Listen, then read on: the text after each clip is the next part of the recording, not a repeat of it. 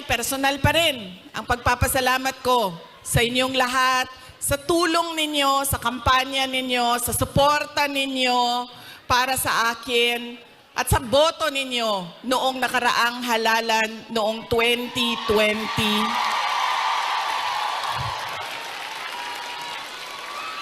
At sa susunod na halalan sa 2020. Joke lang. Joke.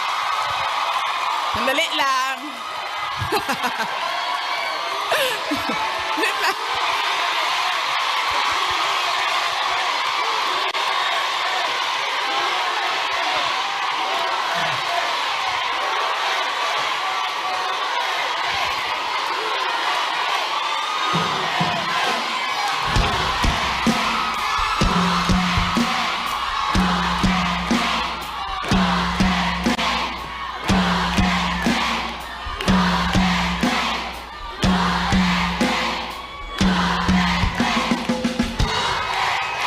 Okay.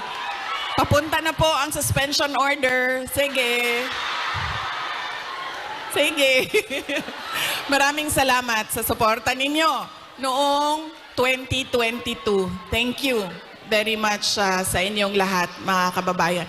Alam nyo, una ko pong naramdaman na mukhang mananalo ako sa eleksyon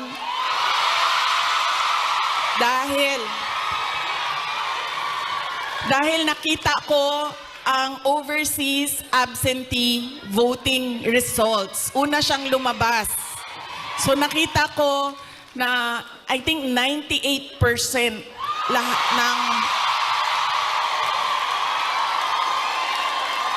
ng OFW votes ay para sa akin. Kaya doon ko naramdaman na parang baka siguro manalo ako. Kaya maraming salamat sa inyo.